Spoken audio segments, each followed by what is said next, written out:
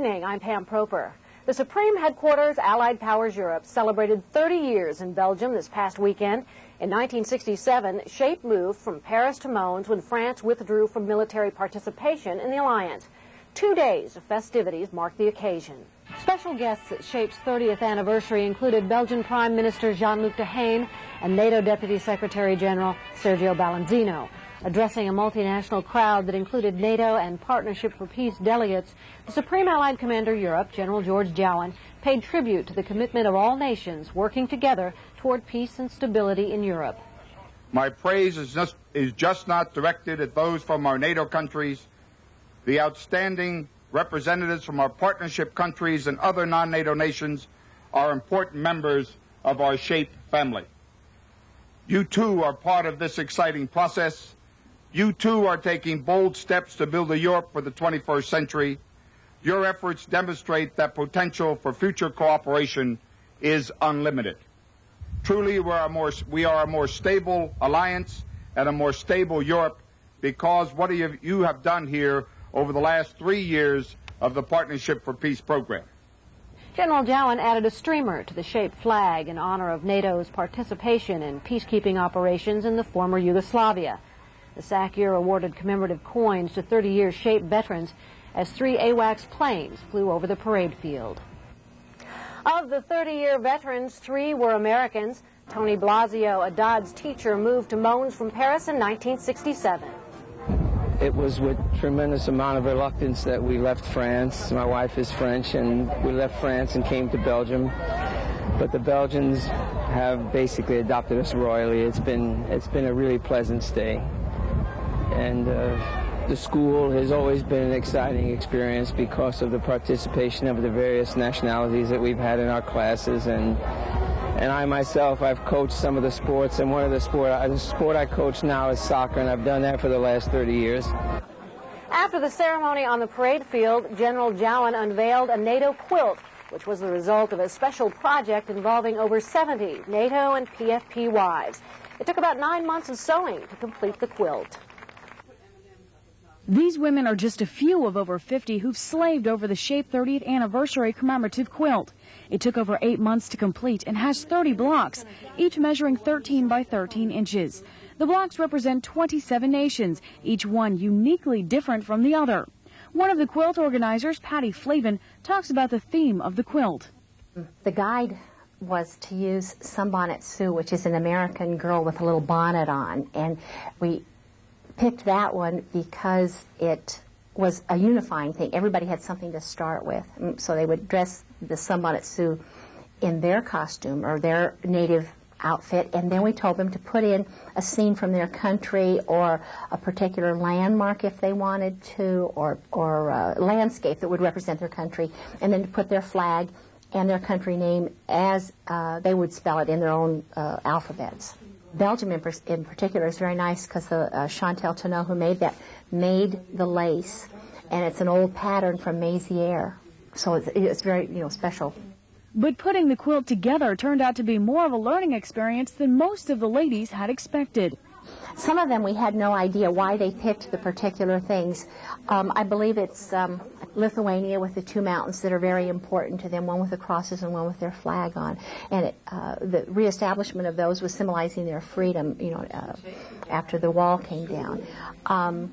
We've learned about the geography and where some of them are, because with all of the new countries, we didn't know where a lot of them were, and that's one of the things we've definitely learned. And we've also gotten to know the ladies, which has been very, very wonderful to really talk with them and work with them on a project from many countries. The quilt will be on display for years to come as a reminder of the great strides NATO has made towards peace in the last 30 years. From SHAPE Belgium specialist Leah Tedrow, AFN News. You can see the NATO quilt at the main building, where it will be displayed for the next few months before it's moved to the Community Activity Center. Well, it rained on SHAPE's 30th anniversary parade, but the crowds dashed for shelter and waited the thunderstorm out. Within 30 minutes, the downpour stopped, the skies cleared, and open house activities resumed. Nearly 15,000 visitors made their way through the open-air exhibit of military vehicles and For military buffs, the photo op of the day was getting a picture taken with the SACEUR. who was also very popular with autograph seekers. It was also a great day for gourmets and gourmands alike. 20 nations sold everything from moose milk to maple syrup. It was a day for indulging in delicacies from every corner of Europe, from the very finest fare to the simple standards. And there was beer, the eternal international beverage. Throughout the day, visitors were entertained by some of NATO's best. Specialist Mat Kennedy has more. The day kicked off with a flyover of U.S. jets, including F-16s, an F-15, and an A-10. Then military marching bands took center stage, starting with the Italian Bersaglieri Fanfara. We had a band every half hour on the hour. We've been planning this now for, let's say, 4 months, almost weekly meetings, getting everybody on the same sheet of music. Sometimes that's not easy when you're dealing with 16 NATO nations and the PFP nations. France pulled their military out of NATO 30 years ago, but their marching band didn't miss the chance to help celebrate the SHAPE anniversary. I think that the nations bonded. This is more bonding, and of course, we all want to see more and more and more of the bonding, not only at the military level, but at the family level, the kids level. Drill units from PFP countries, Slovakia and Romania, displayed their unique style of drill and ceremony. An afternoon parachute display had 3 parachute teams, one from France, one from Portugal, and a Hungarian team. And as if to symbolize international cooperation, each team flew national, SHAPE, and NATO colors. Multinationality, I think it's great. That's the plus of being here at SHAPE. From SHAPE Belgium, specialist Mat Kennedy, AFN News. Well, it's probably hard to imagine packing anything more into one day, but organizers of the open house did just that. Children were treated to a festival designed especially for them, as specialist Leah Tedrow reports. The children's activities for the SHAPE 30th anniversary celebration kicked off in the SHAPE Cinema with participation from over 300 children. More than 13 nations put on performances ranging from tap dancing to Norwegian Viking dancers. Between performances, children and parents wandered outside to become world travelers. Christine Komons, the Youth Services Activity Coordinator, tells us how SHAPE kids jet-setted to more than 13 countries in less than a day. Well, basically, we have a whole world of activities here today. We're representing every NATO nation. We have volunteers from each nation. They've set up activities that are indicative of their own culture. And as children walk through and visit all the activities, they carry a passport with them and get stamps at each activity.